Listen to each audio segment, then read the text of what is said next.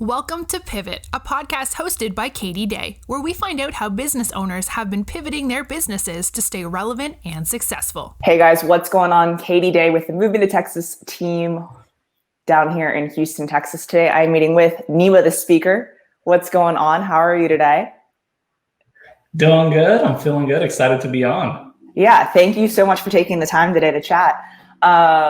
I'm excited to spend some time with you, more so than just us firing back and forth on Instagram stories, making fun of each other and commenting on business things and stuff like that. So I'm excited to dig in and kind of talk a little bit about what's been going on in your world. So, and I think we actually have a lot of common acquaintances and friends. So I was actually talking to Steve and Kim the other day, who I know you know. I guess, do you guys know each other in real life or just from social?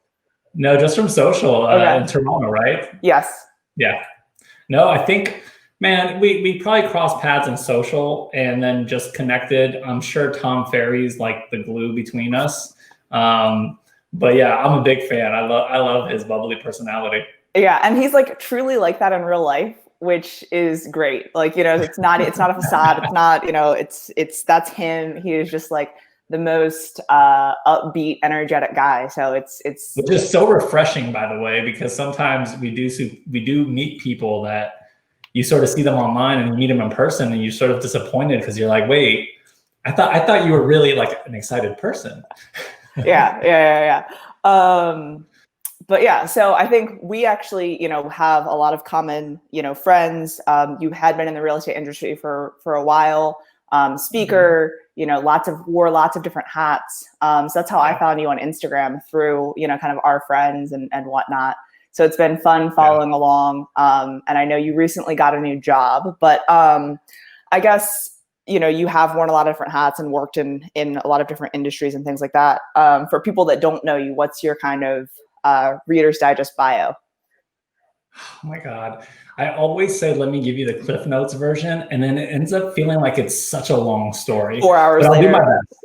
Yeah. So especially the way I started out, people are like, oh no, he's going to tell us. I was born. Well, that's actually what I say, right? Because it makes sense. So let me try this. So I was born in Oklahoma, raised in Northern California. So at the age of 3, my parents moved us to California. And I grew up in the San Francisco Bay Area. And so I'm a big 49ers fan. I'm a Golden State Warriors fan. And so it's like things have switched around for us. The 49ers are a little bit better. The Golden State Warriors aren't as good now. Anyways, early on in my career, it was like I got this lecture from my mom one day. And she was like, look, you need to do something with your life. Like you need to go get a job where you're going to learn something. And so where do I end up? I end up at Radio Shack. And I learned all these little technical things. And I thought that's what she meant. And I was working with a couple buddies. Well, one of these buddies ends up going to do telemarketing for a mortgage company. This is like 2001, 2002. By the way, I have no clue what a mortgage is at this point. Like, I don't know what refinances are really. I'm just like early 20s, not thinking about that stuff. So we're driving down to LA with this buddy of mine that went to go telemarketing. And he goes, dude, I just made $5,000 on a deal. I'm like, what? Like, I make $1,200 a month at Radio Shack working part-time. So I go, look, when we get back, you're going to take me to this place and I'm going to telemarket. I'm going to figure out this refinance thing. So he takes me there to this office. It's like, if you've ever seen Boiler Room, if anyone's watched that, it's like a grimy office. There's just desks for days. And on every desk is a phone, a stack of leads from the title company. They used to come 5 on a page, and a script. And he flips the script to the second page and it's all highlighted and scribbled on. He goes, look, just focus on this part, call and schedule appointments, and then you'll go with someone that's licensed. And if they, get someone to refinance, you'll get X% of the deal. And I'm like, done. Dial. I book an appointment, like third dial. I don't even know what I'm saying. I'm literally reading the script. Just read it. I sound like a robot. Yeah. And I'm like, well, okay, I got an appointment. We end up refinancing that lady. I booked 3 appointments that day, didn't even realize what I was doing. And it's strange because the more I learned about the business, the less appointments I set. It was almost like I was overthinking things and I just wasn't dialing. And so anyways, long story short, I ended up like learning as I started to ask more questions, like trying to learn about what's FICO, what's DTI, what are all these things that go into like what you get on a rate. They were just like, no, you don't worry about that. You just keep dialing, dude. You're doing good there. So I was like, oh, that doesn't feel right. And then I started to notice some shady things like, I don't think I want to do mortgages. Like, this doesn't look right to me. And right as I was about to like exit the industry that I was barely in, I met a gentleman by the name of Stephen Marshall, and he was starting up a brokerage. And he goes, look, don't like quit the industry from one bad experience. Come under my wing. I'll show you how to do it right. We don't really telemarket, but I'll teach you how to like build relationships, build a business. Like, that's what it's about helping people. And I'm like, okay, this sounds like the right person. This sounds like the right person to learn from. And that's not to say dialing doesn't work, right? It clearly worked, but it wasn't just like that single mindset short-term goal. And so my first year, I didn't do anything but one deal. I was so stuck in like not knowing how to like get business. And I remember this is sort of I don't share this story a whole lot, but this is sort of like when I think back, like super sad and down moment for me. But I remember going to the ATM and trying to withdraw $20. And I got some message. I didn't understand exactly because it flashed quick and my card spit back out. And I'm like, okay, so I put it back in and I hit 20 and I'm like, what did that say? And it said like insufficient. I'm like, I couldn't pull out that much. And I'm like, what? I don't have $20 to pull out. I remember going home, wearing my little suit, early 20s, like 21, 22 years old, living at home with my parents, sleeping on a twin bed. I go up to my bedroom with my little suit. I'm sitting on my bed and I'm like, everyone else is killing it at this point. It's like 2002, 2003. And this is like when mortgages started to come back again and there was this little surge. And here I am, I can't get business. And I remember thinking, well, like, what is going on? What's wrong with me? And so I played a little trick with myself. I played a little game. And at the time it worked.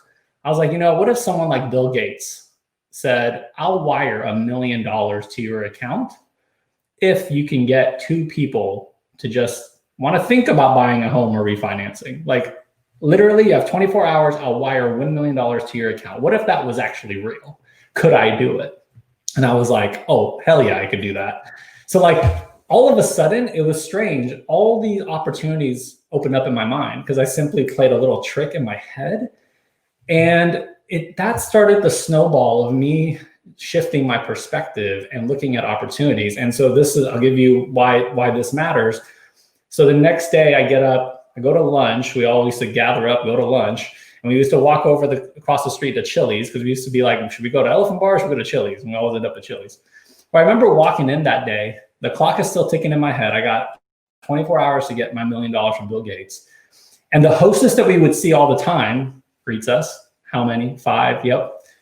Table. In my mind, any other day prior, I'm like, she can't buy a home because she's like 16. She can't buy a home. Like, what? There's nothing there, right? Like, it wasn't even a thought.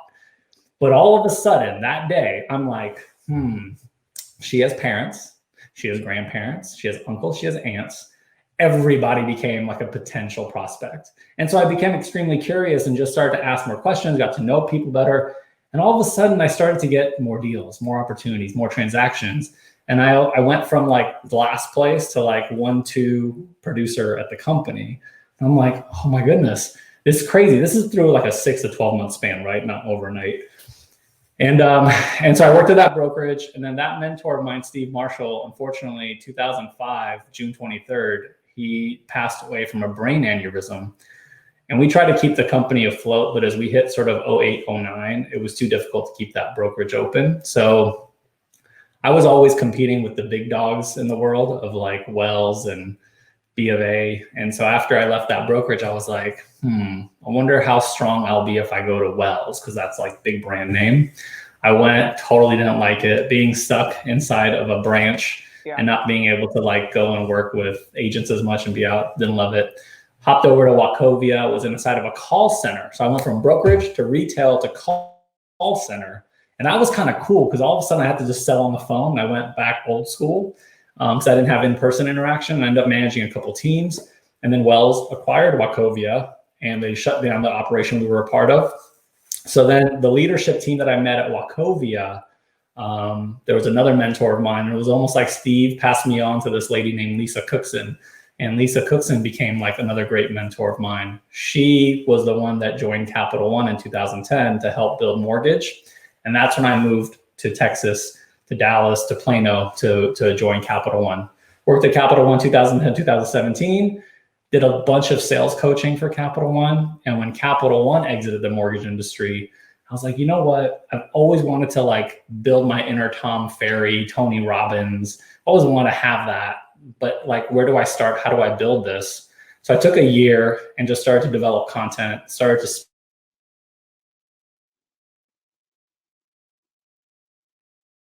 speak for free anywhere I could, extract from them what the story is so that other people could hear and learn from it.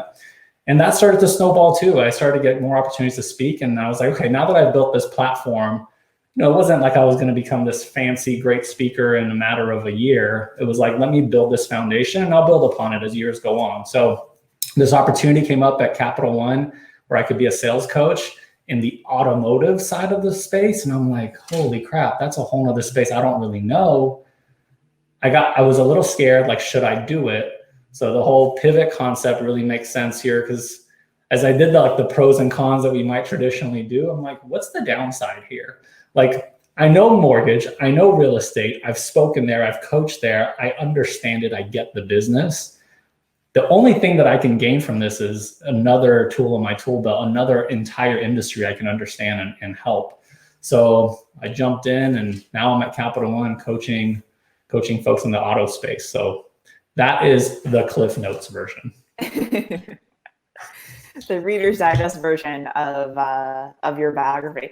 No, that's awesome. And I knew that you had some connection to the Bay Area because I knew you were a 49ers fan and all that. So we can definitely get into sports a little bit today as well. But yeah, I mean, I think in sales too, and especially in coaching, it's like in sales, it's definitely a relationship business. Everything is, people want to do business with people they know and they trust. And like, when you start going in and asking people questions and understanding what they're looking for and things like that, you suddenly start to see that things start to click, and it's because people like you as a person. Right. So I think that's definitely transferable from, mortgages to real estate to, automotive sales across the board, Right.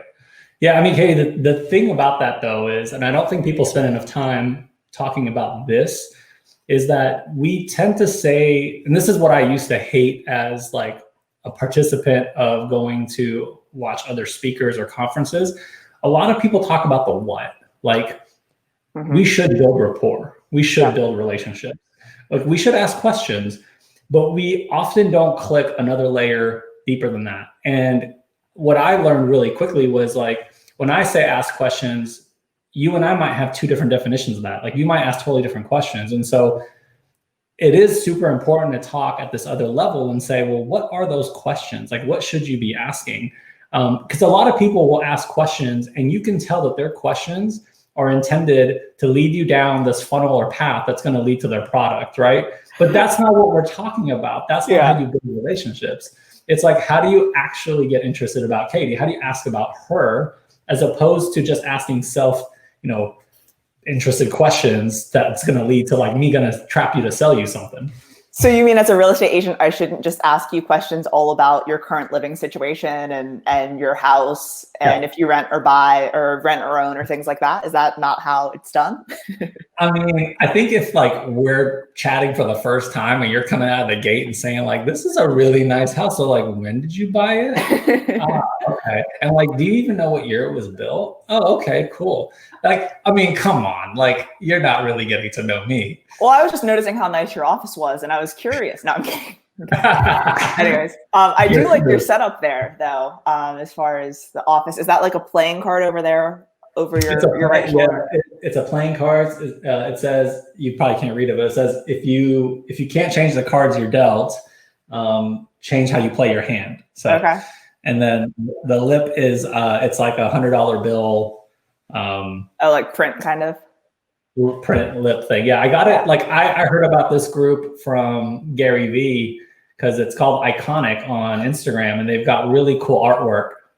They follow me around everywhere. I know exactly what you're talking about. Yeah. And now that we've said this and this is now put out into the cloud and into the universe, my phone heard it. I'm going to see it all weekend. So you'll All day probably long. see them behind me next time we chat. So Within 30 days, you'll probably have an item.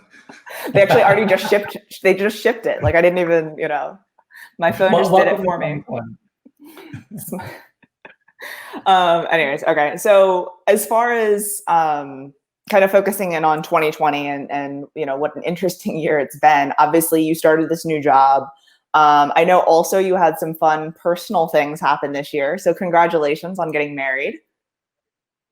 Thank you. Yes. Oh man, talk about pivot. That was like the pivot of the world, like the biggest pivot I've ever done, because we had plans to get married in Aruba. Flights booked, family was coming, all that was happening April.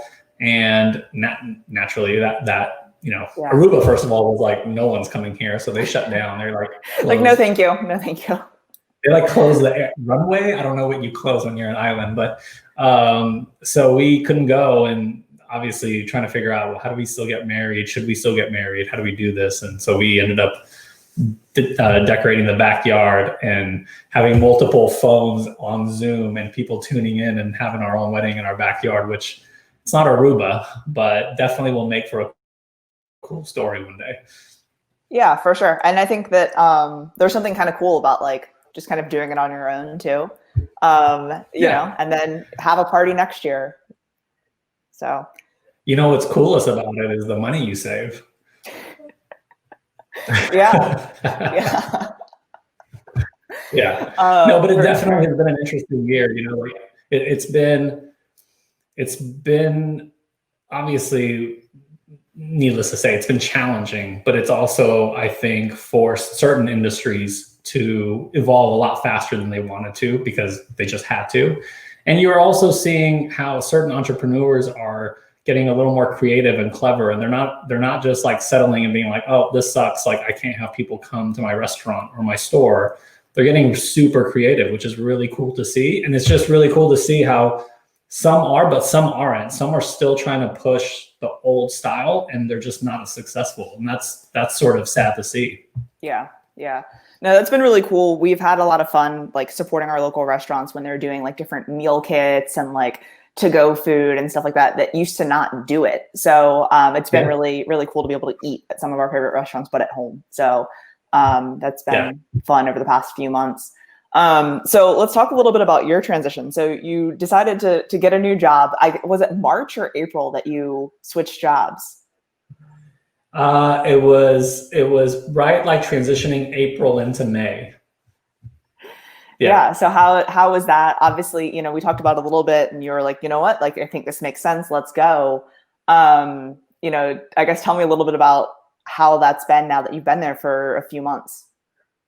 Yeah, look, so the one thing about Capital One is they're constantly, what I've always loved about they're a big company, but they are consistently changing and tweaking and looking at the future and trying to modify what it is the business model looks like, who the customer database is, how are they going to expand and help that world.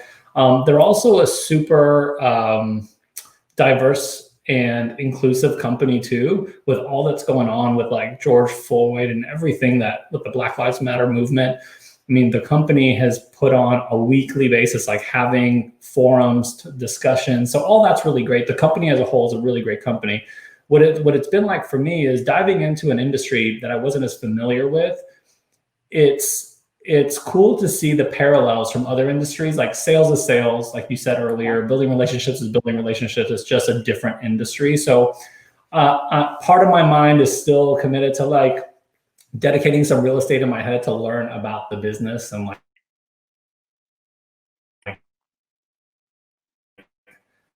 the pipes and how does it actually work.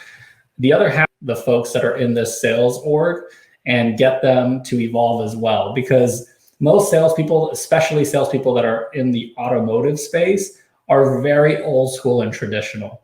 So it's still very much like face-to-face, phone, email. Anything beyond that is like that. Like, what do you mean social? That's crazy. That's for millennials, all that stuff. So I'm slowly starting to move people in that direction of like, hey, it's okay. Like you can still connect with people on social. But the fascinating thing that's happening in the automotive space is as COVID hit, a lot of dealerships had to close down. And so dealerships are already moving down the path of, how are we going to do this digitally? How are we going to deliver cars to people? Do people have to come to the dealership to test drive, or can we take a car to their house and help them test drive there? And all of that they weren't really ready for. So what I've been working on at Capital One is Capital One's working on a platform of products to help the dealer bring their business to the consumer versus the consumer going to the dealership. And this is something that I was super passionate about speaking about early 2018 until I transitioned into Capital One, which is, I've always said, we are officially in a bring it to me world. Oh, yeah. So whatever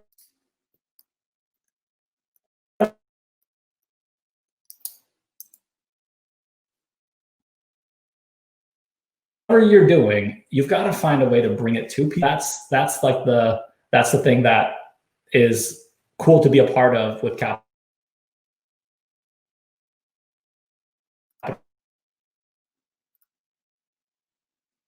One, is bringing something, like being part of an industry that's going through transformation.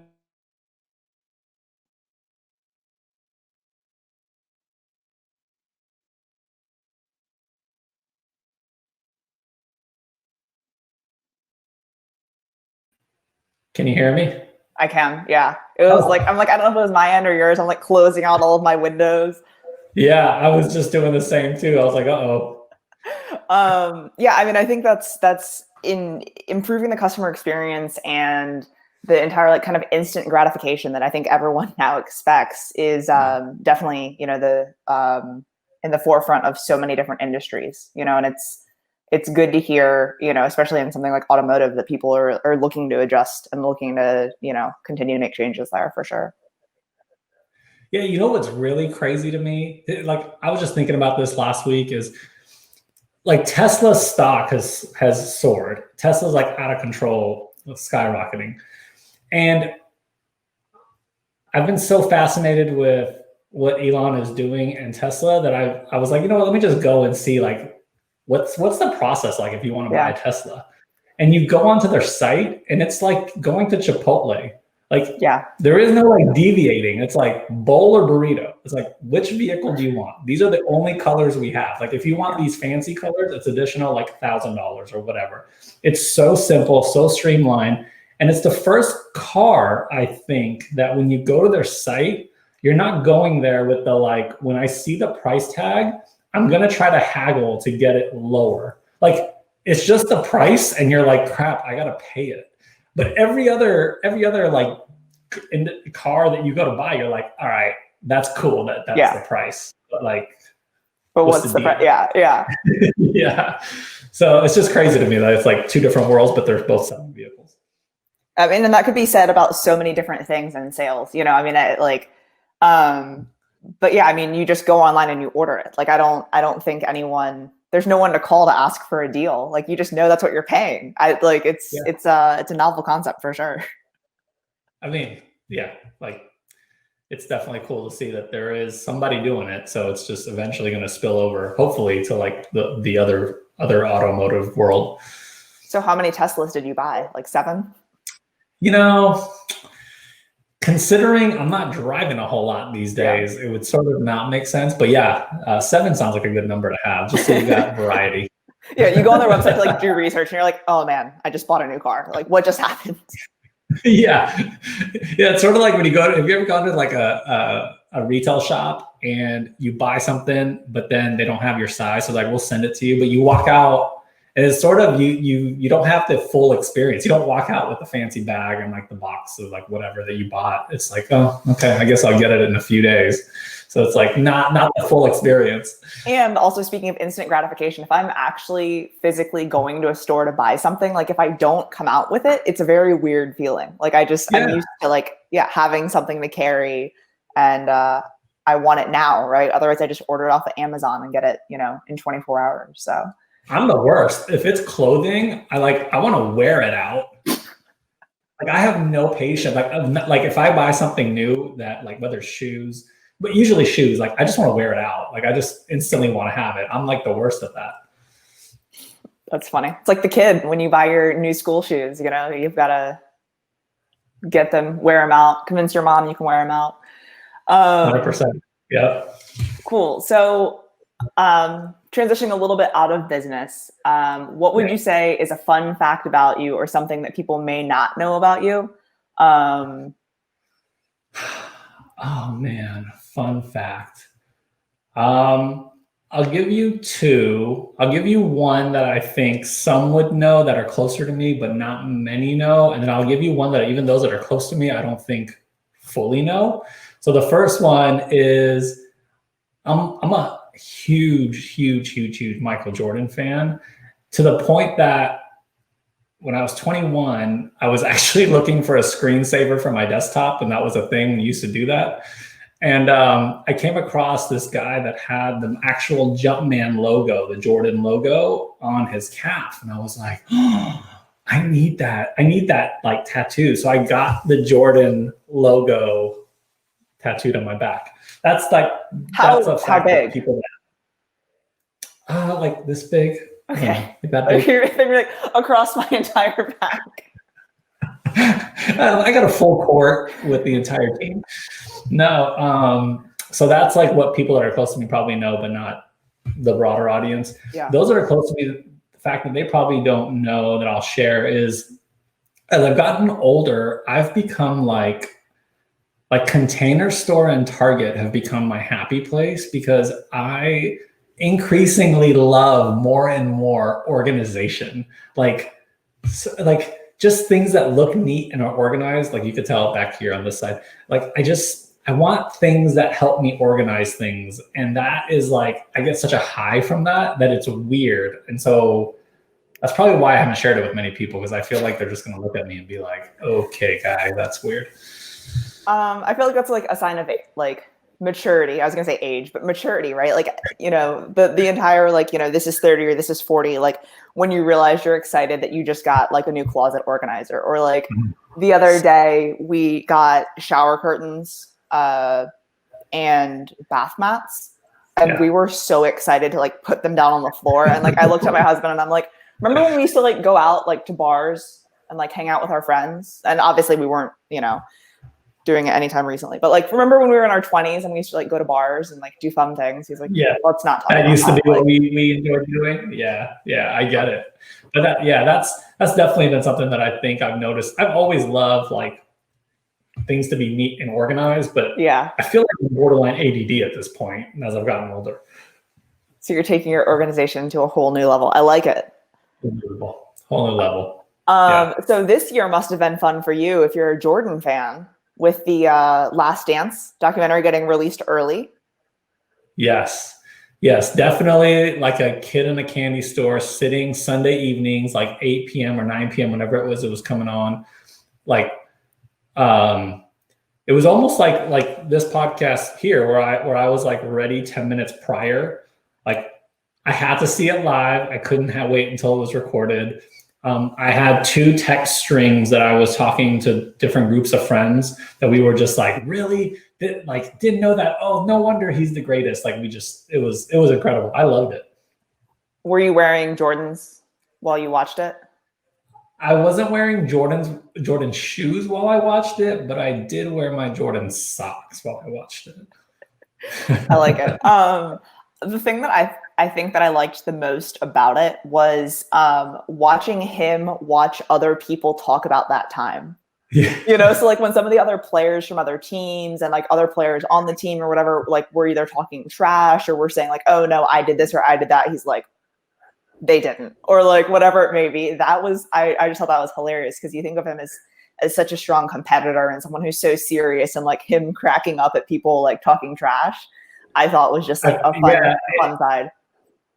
It was definitely one of my favorite things to watch as well. And I think one time that sticks in my mind is when they had given him the iPad and he's like watching, I think it was like Gary Payton or someone say stuff about him. He's like, whatever, like this is so yeah, it's funny. It's funny to see him sort of think back.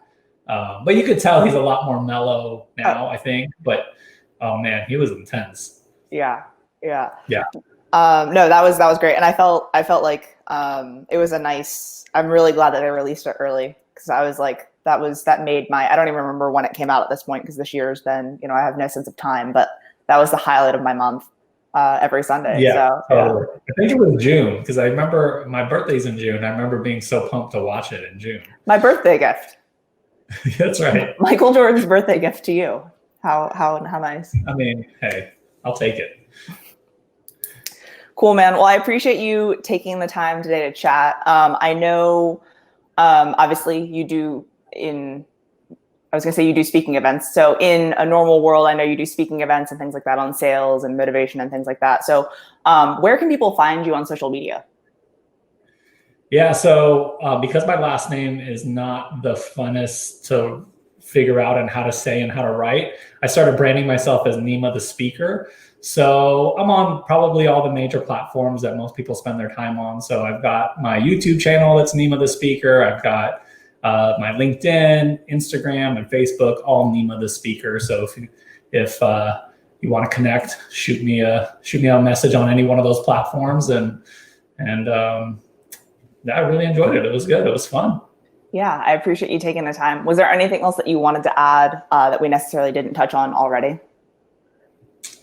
I don't think so, unless, if I sort of hit on all the key points you wanted me to share, I think I'm good. Yeah, cool. Well, again, look, I'm a speaker. I can talk forever. So like, you gotta cut me off.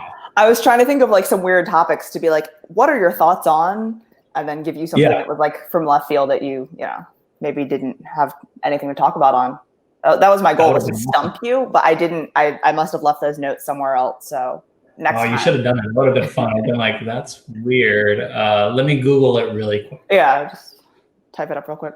Cool, man. Well, I appreciate so much you taking the time today to chat, and look forward to talking some trash with you over Instagram now that the NFL is back.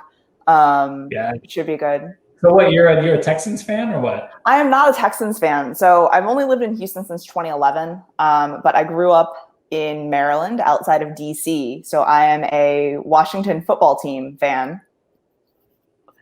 So I don't really, there's not that much trash. You're not going to be talking a lot of trash in the NFL. Well, so here's the deal though, is I was actually talking to a buddy that is an Eagles fan, because DC and the Eagles matched up, week 1, and Washington won.